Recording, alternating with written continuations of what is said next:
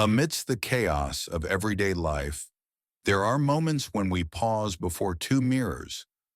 One reflects a heart filled with resentment, weary from endless craving. The other reveals a soul at peace, grateful for the simplest things. This video is not just a journey exploring why material possessions bring only fleeting highs. It is an invitation to discover the invisible treasure hidden deep within the self. You'll be guided through small stories soaked in wisdom, through simple yet powerful Zen metaphors, to realize that true wealth is not found in your wallet, but in the very moment you recognize how much you already have to be thankful for. Let gratitude become the torch that lights your way, illuminating every corner of your life, so you may uncover the miracle called inner peace. In the rush of life, what seems like a tiny moment can become a turning point for the soul. A rejection, a loss, or an unexpected event, each one can bring us to a crossroads, to resent or to be grateful. It sounds simple, but it's actually a profound choice that quietly shapes the path of our lives. Resentment is an instinctive response. When things don't go our way, when hopes are delayed or denied, we tend to look for someone or something to blame. Circumstances, society, fate, even ourselves. But the more we blame, the deeper we sink into helplessness. The mind becomes like a worn-out record, stuck in a loop of sorrow and exhaustion, draining us of our vitality. In contrast, those who choose gratitude see things through a different light. They don't deny their pain, but neither do they let it cloud their clarity. Instead of asking, "Why is this happening to me?" they ask, "What is this trying to teach me?" That gentle shift allows them to turn adversity into opportunity, wounds into wisdom. They choose gratitude, not because everything is perfect, but because within imperfection lies the seed of growth, the spark of awakening. There is a story of a woman who lost her job after more than a decade of dedication. At first, she spiraled into crisis, lost between self-doubt and anger. But as time passed, she recalled her childhood passion for baking. In her tiny kitchen, she began again, experimenting, failing, trying once more, until success followed.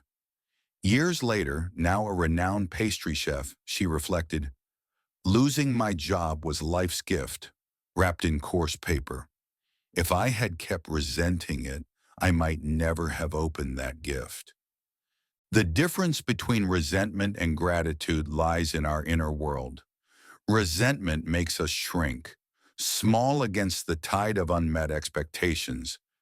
Gratitude opens us up, like a door flung wide after being shut for too long, letting in cool breezes and warm light. Eckhart Tolle once said, "The more grateful you are, the more present you become." When gratitude is alive in us, we stop chasing what we lack and start cherishing what we already have. The mind stops running, the heart stops comparing, and the eyes begin to truly see the beauty in what once felt ordinary. Yet in modern life, it's not easy to hold on to gratitude when the glow of material success is always calling. Big houses, luxury cars, designer goods. They create an alluring illusion. We often believe that having all of these will make us happy, but the thrill of a new purchase or achievement usually fades within days, sometimes hours. Then come the worries. How do I maintain this status? What if I fall behind? There's a Zen story about a billionaire who believed he could buy everything: fame, power, influence.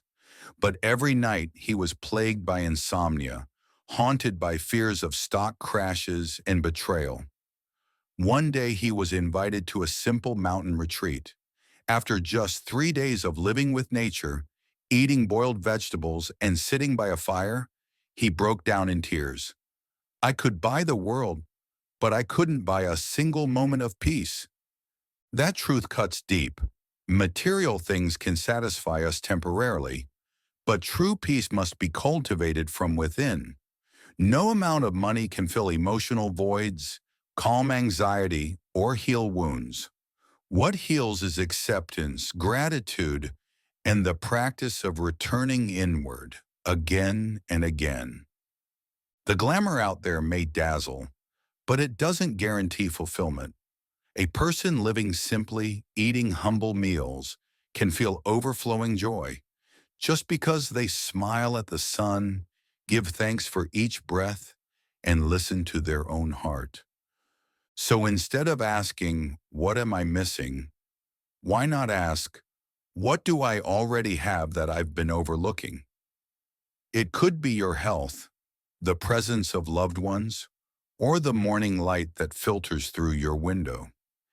These seemingly small things, when truly appreciated, become spiritual treasures, more enduring than any worldly wealth. Material comfort can make life easier, but it doesn't define peace. It's the way we live, the way we see life, with gratitude and awareness, that shapes a truly rich existence. When the soul finds its refuge, no matter how turbulent the world outside, we can still smile, breathe deeply, and walk peacefully onward. Money is one of humanity's most brilliant inventions. It enables us to trade, store value, and build modern civilization. But precisely because of its power, we sometimes fall into the illusion that money can solve everything. The more we chase it, the blurrier the line becomes between legitimate needs and endless ambition. And then one day we're startled to realize there are things that no amount of money can buy. Money can buy medicine, but not health. It can take us to the best hospitals, hire the most skilled doctors, but it can't make a weary heartbeat normally again if we don't live with balance and listen to our body. Some people spend their whole lives chasing success, only to turn back in illness, searching for the simplest gift: to breathe with ease, to sleep without worry, to walk through an autumn afternoon without pain in the chest. Money can buy soft beds and warm blankets, but not peaceful sleep. Many lie awake in luxury, restless and anxious, while a child in a poor rural village sleeps soundly on a worn bamboo mat, simply because their heart is light, unburdened.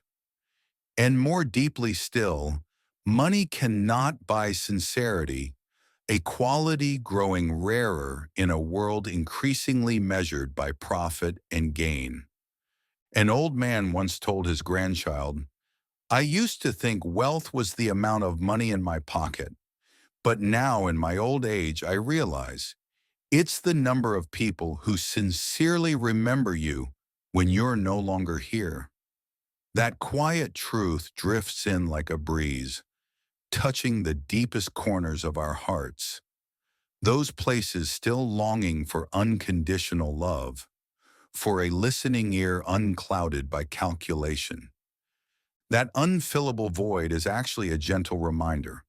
We are spiritual beings, not merely consuming machines, as modern society might suggest. We need connection. We need meaning. We need peace of mind. If we live solely to earn more, spend more, and climb higher, how different are we from programmed machines? And if one day the machine breaks down, will we even remember who we truly are? Thankfully, gratitude is the bridge that leads us back to our true selves. When we are grateful, we no longer ask, "How much is enough?" but softly say, "What I have is already enough." Gratitude is the moment we pause, Breathe deeply and recognize that to be alive, even for just one more day, is a privilege. Many only realize this truth when standing at the edge between life and death. One cancer patient once wrote in her journal, "I used to live as if I'd live forever, chasing everything. Now I live as if each moment is my last, and I feel light, grateful, and truly alive." But maybe we don't need an illness to wake us up. We can learn gratitude now, while all our senses are intact, while we still have the ability to love and be loved. Money is necessary, but it should never define our worth. Let gratitude be the foundation, and money merely the tool. Then we'll use it to create good instead of sacrificing peace just to hold on to it. And in every step, every glance, every humble meal, we'll rediscover the fullness that the world outside is still desperately chasing. In a quiet forest Dharma talk, an old Zen master shared a story that left the whole audience silent. He invited a disciple to come closer, handed him a handful of salt, and said, "Put all of this into this small cup of water and drink." The disciple did as told and grimaced from the harsh saltiness. Then the master took another handful of salt and told him to pour it into the nearby lake and taste that water instead. This time the young man smiled.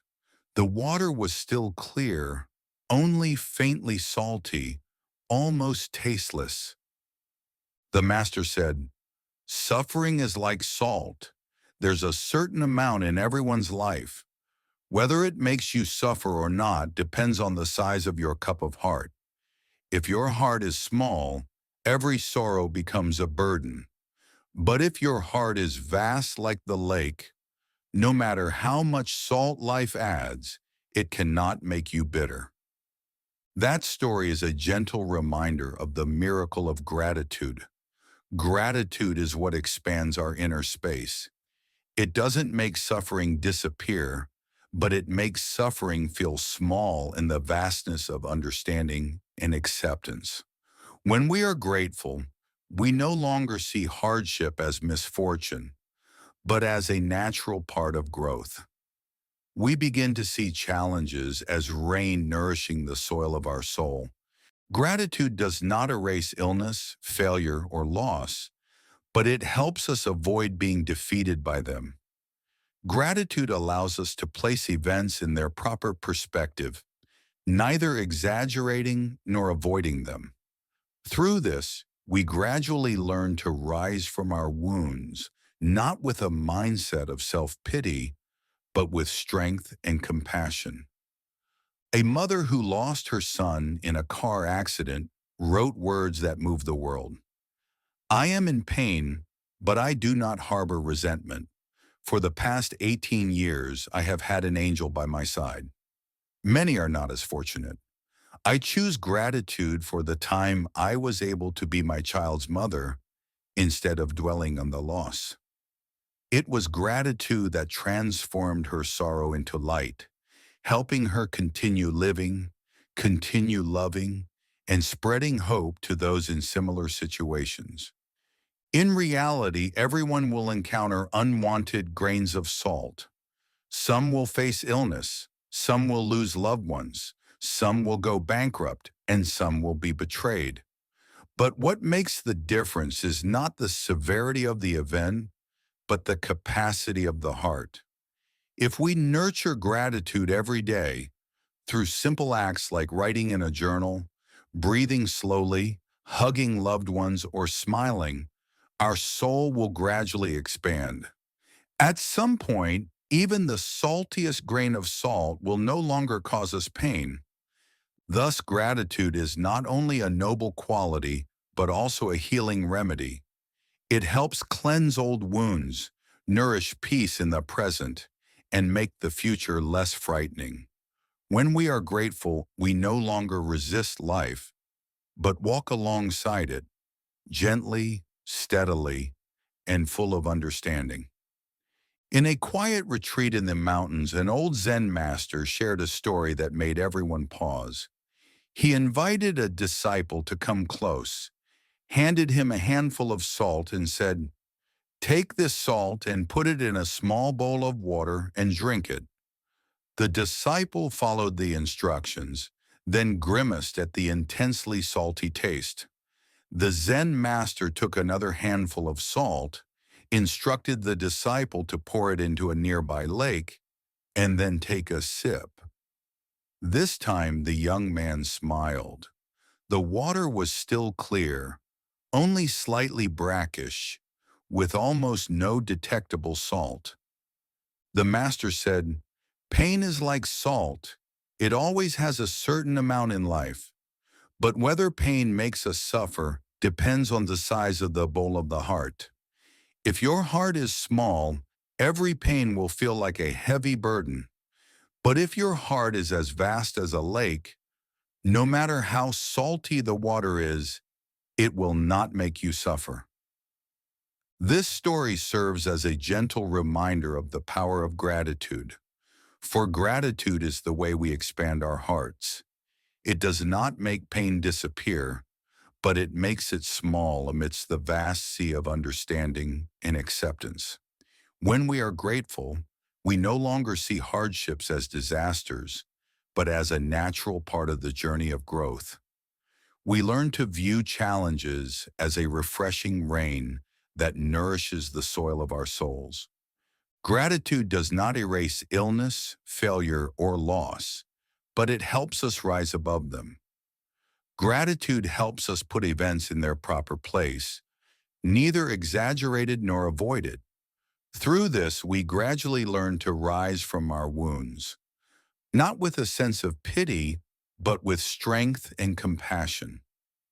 A mother who lost her son in a car accident wrote words that move the world. "I am in pain, but I do not harbor resentment. For the past 18 years, I have had an angel by my side. Many are not as fortunate. I choose gratitude for the time I was able to be my child's mother, instead of dwelling on the loss." It was gratitude that transformed her sorrow into light, helping her continue living, continue loving, and spreading hope to those in similar situations. In reality, everyone will encounter unwanted grains of salt. Some will face illness, some will lose loved ones, some will go bankrupt, and some will be betrayed. But what makes the difference is not the severity of the event, but the capacity of the heart. If we nurture gratitude every day through simple acts like writing in a journal, breathing slowly, hugging loved ones, or smiling, our soul will gradually expand.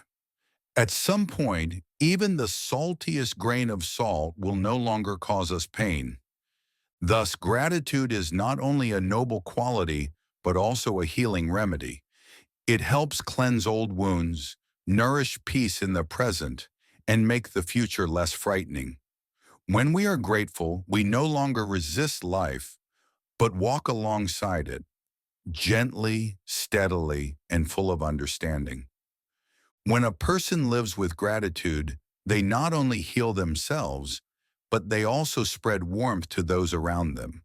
A heartfelt thank you, a grateful look, or a small gesture of appreciation can become a bridge between two souls.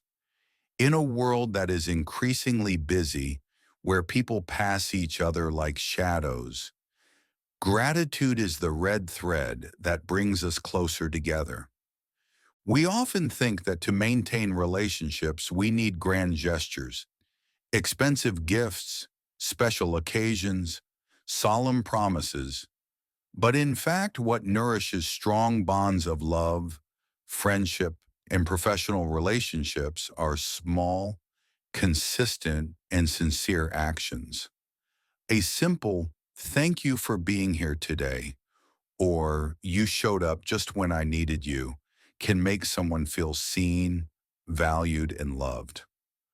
Once a man shared how he grew up in a family where constant bickering was the norm. Everyone blamed, resented, and scrutinized each other. But when he began to change, not with criticism, but with gratitude, things slowly began to shift. He thanked his wife when she cooked, thanked his daughter for folding the blankets, thanked his mother for reminding him to bring his raincoat. At first, everyone was surprised, but then, as if touched by a gentle point in their hearts, they began to smile and return the thanks. The atmosphere in the home shifted from suffocating to light, even warmer. He realized that gratitude could be the remedy for broken relationships. Because when we are grateful, we no longer play the role of the demander, but become the receiver. We no longer see others' help as something owed to us, but as a gift. And when someone is thanked, they too feel valued and recognized. Therefore, gratitude, besides being a personal quality, is also an act that nurtures community. It is like cool water quietly soaking into the dry soil of the heart, giving rise to love from there. There are people we meet only once in life, like the taxi driver who took us through the rain, or the stranger who comforted us at the hospital. They may have forgotten us, but if in that moment we remember to say thank you from the heart, that moment will stay forever, a bright spot in both of our memories. Beautiful things don't have to be grand. They just need to be sincere. In fact, in every relationship, whether between spouses, parents, friends, or colleagues, gratitude is the invisible glue that binds. It helps us not to look at each other through judgmental eyes, but with the gentle gaze of appreciation. When we have gratitude, we are more forgiving, more willing to listen, and more likely to speak kind words. So if you can, try to say thank you a little more each day, not just for big favors, but for the small, seemingly ordinary things. Because sometimes those small things are the solid foundation of a lasting relationship. During a Dharma talk deep in the serene mountains, an old Zen master shared a story that left everyone in quiet reflection. He invited a young disciple to come forward, handed him a handful of salt, and said, "Put all of this into this small cup of water and drink it." The disciple obeyed, then winced at the sharp, salty taste. The master then took another handful of salt and told him to pour it into the nearby lake. After the salt dissolved, the disciple scooped up some water and took a sip. This time he smiled. The water remained clear, just slightly brackish, with barely any trace of saltiness. The master spoke. "Pain is like salt. It's something each of us will inevitably encounter. But whether it makes us suffer depends on the size of our cup of heart. If your heart is small and narrow, even a little pain becomes overwhelming. But if your heart is spacious like the lake, no matter how salty life gets, it cannot make you suffer." This story is a gentle reminder of the transformative power of gratitude. Gratitude does not make suffering vanish, but it helps us see it in perspective, diminished, accepted, and held with compassion. It teaches us to see hardships not as disasters, but as natural parts of our journey toward growth. Challenges become like rain nourishing the fertile soil of our soul. Gratitude does not erase illness, failure, or loss, but it keeps them from breaking us. It helps us place life's upheavals in their proper place, not exaggerated, not avoided. With time, we learn to rise from our wounds not with self-pity, but with strength and kindness.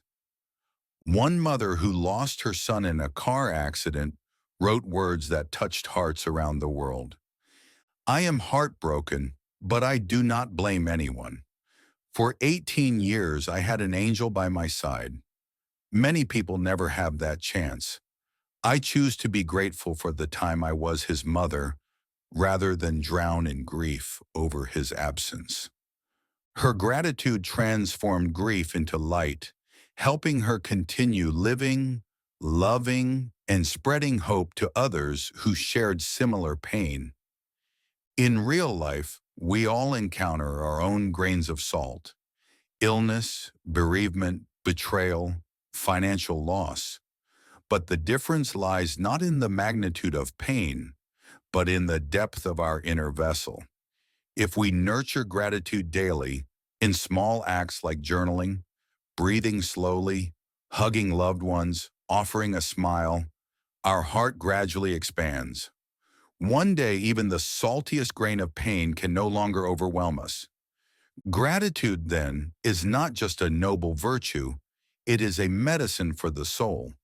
It washes old wounds, nurtures present peace, and softens the fear of tomorrow. When we live in gratitude, we stop resisting life and begin to walk with it, gently, steadily, and with deep understanding.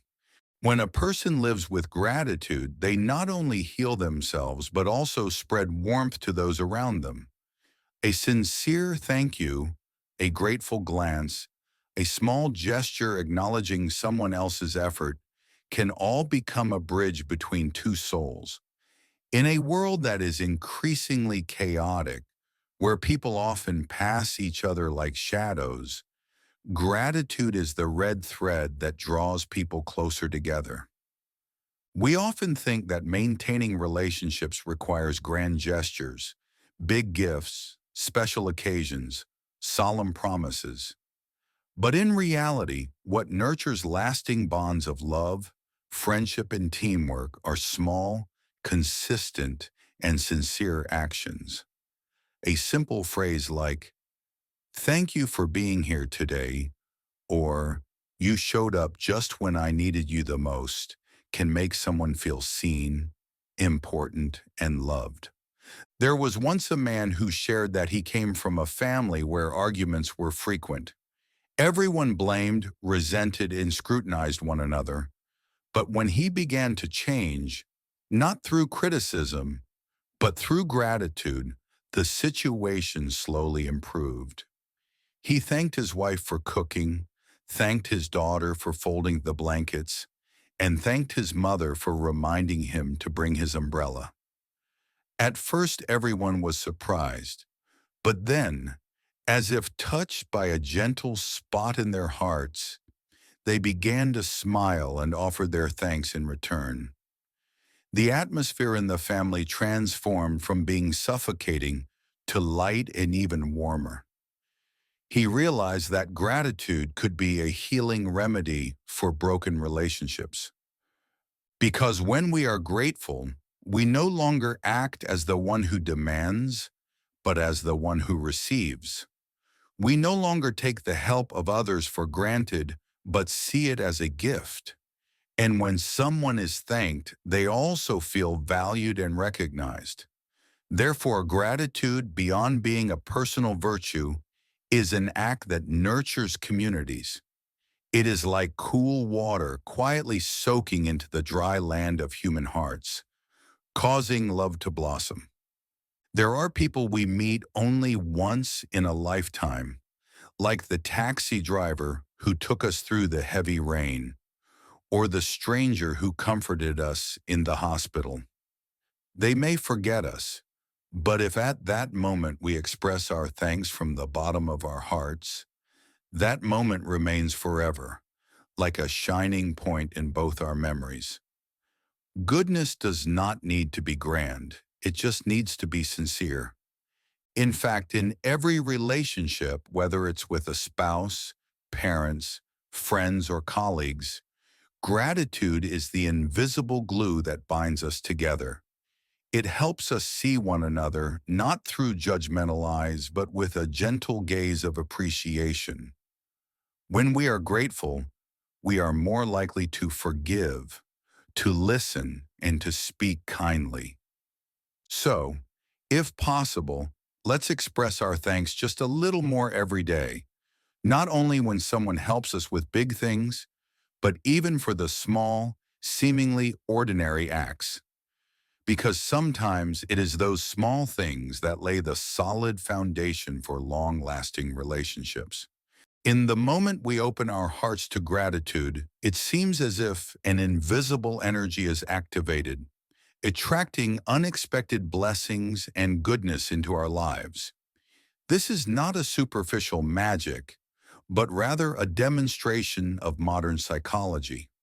When we focus on the positive, we become more likely to see the positive, thereby creating new actions and relationships. Like a seed planted in fertile soil, gratitude grows and eventually blooms into a radiant flower with bees and butterflies, representing opportunities and benefactors naturally drawn toward it. Psychologist Robert Emmons, one of the first to study gratitude, pointed out that individuals who maintain the habit of writing daily gratitude journals tend to experience less stress, fewer feelings of depression, and encounter more new opportunities in both their personal and professional lives. They don't sit back waiting for luck to come their way. Instead, with an open mindset, they notice and take advantage of what might seem like small coincidences, a casual encounter at a cafe, a simple recommendation from a friend, that can turn into major turning points. There's a story of a young entrepreneur who, after multiple failures in her startup journey, decided to write down 3 things she was grateful for every morning: a cup of aromatic coffee, a call from an old client, and the kind wishes of a dear friend for a good day ahead. Within just a few months, she shared, I started receiving emails from investors, invitations to join startup forums, and met potential partners who truly understood me, opportunities I never thought I could reach. That's when she realized that gratitude not only heals wounds, but also opens the eyes to see beams of opportunity amidst the cloudy skies of struggle. As Brené Brown once emphasized, gratitude turns what we have into enough, and enough is the foundation of courage. When we feel that we have enough, we become more confident and courageous, stepping out of our comfort zone and trying new things. In this way, gratitude is not just a passive emotion, but an intrinsic motivator that propels us into action and draws others into the positive energy we emit. Sometimes a simple thank you spoken at the right moment can make the listener feel appreciated and willing to help even more. It is said that the universe always responds to the frequency we emit. If we spread gratitude, the universe will reciprocate with positive connections, opportunities, and unexpected miracles. This is the magnet for miracles that gratitude possesses, an unspoken power strong enough to transform each step of our journey into something brighter and more meaningful. At some point, when we stop and change the question from, what am I still lacking, to, what do I have to be grateful for? The entire world suddenly shifts. Imagine you put your phone down, close your eyes, and take a deep breath. Do you hear the music of the wind rustling outside on the porch? That's an invaluable gift nature provides, free and endless. As the wise Thich Nhat Hanh once said, joy comes from recognizing that the simplest things are the most miraculous. When you see a blade of grass dancing in the sun, you will understand what it means to have enough. A friend of mine once immersed herself in a career with relentless goals, a higher position, a better salary, more fame. Then one day, she quit her job, leaving behind the fast-paced life, and moved to live in a small garden behind her house. Every morning she would brew a cup of lotus tea, sit and watch the sun rise through the bamboo leaves, then smile and say, "I feel so rich." She said in that moment, no tea leaf was wasted and no moment was passed in vain. For the journey to find enough is not the final destination, but the way we cherish every step we take on the path we're walking. In positive psychology, abundance is defined as the ability to recognize and appreciate the positive aspects we already have. People who maintain the habit of giving thanks every day, even if it's just simply writing in a journal. Thank you for today's sunshine. Thank you for a good night's sleep. Thank you for a warm meal. Experience a happiness increase of nearly 25% after just a few weeks of practice. They no longer carry the heavy burden of endless desires, but feel light as a kite soaring in the wind. The story of the elderly woman selling sticky rice on the street is a small but profound example. While many people rush, she calmly hands out each warm package of rice, smiles, and says, "Thank you for stopping by. I wish you a good day." Sometimes her words of thanks are the real comfort. A small act, but it plants a seed of gratitude in the heart of the buyer, who then spreads it with a friendly greeting to a passerby. In fact, happiness is not the beginning of abundance, but the result of recognizing sufficiency. We don't wait to have everything to smile. We smile even while on the way to achieve it. When we are grateful for what is enough, our hearts expand. The small worries slowly fade away, leaving behind a space of stillness and peace. And in that stillness, we truly realize we are richer than ever before. When life invites us to choose between two paths, resentment or gratitude, let us dare to walk the path of inner light. Wealth and fame are but fleeting flashes, easily causing us to become entranced, only to be left feeling empty. Gratitude, however, is like a warm red flame that burns away the darkness of anxiety, crystallizing into lasting peace. In times of difficulty, gratitude helps us expand our cup of the heart so that the salt of life no longer causes us suffering. In success, gratitude keeps us grounded, preventing us from falling into the illusion of grandeur. Every thank you we give lingers in the hearts of others, planting seeds of love and building invisible yet strong connections. To know sufficiency is not to feel sorrow for what we do not have, but to deeply appreciate all that we do. The morning sun, the warmth of family, the laughter of friends, and the peaceful rhythm of our own breath. From the simplest things, happiness takes flight. From gratitude, the everyday miracles of life begin to blossom. Let each step you take, each glance, and each word you speak be a thank you to life, because only when we are grateful can we truly recognize how rich we are. And in that moment, the soul will sing its brightest tune. Life is a gift, and I am abundant enough to cherish it.